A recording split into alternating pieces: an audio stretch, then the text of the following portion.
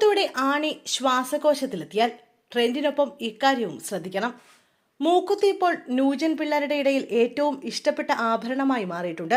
സ്ത്രീകളെ പോലെ തന്നെ പുരുഷന്മാരും ഇപ്പോൾ മൂക്കുത്തി ധരിക്കാൻ ഇഷ്ടപ്പെടുന്നവരാണ്.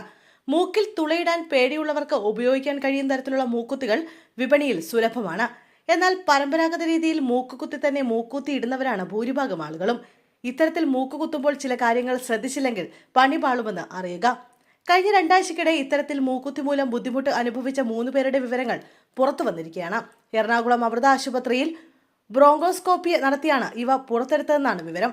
തുമ്മുമ്പോഴോ അല്ലെങ്കിൽ മൂക്കുത്തിയുടെ ആണി ലൂസാവുന്ന അവസരത്തിലോ ഇവ ശ്വാസകോശത്തിലെത്താം. മൂക്കുത്തി നഷ്ടപ്പെടുമ്പോൾ ഇവ എവിടെ പോയി എന്ന ആശങ്കയിൽ പരിസരമെല്ലാം നമ്മൾ തിരയുമ്പോൾ യഥാർത്ഥത്തിൽ ഇവ എത്തിപ്പെട്ടിരിക്കുക ശരീരത്തിനുള്ളിലാണെന്ന് അറിയില്ല.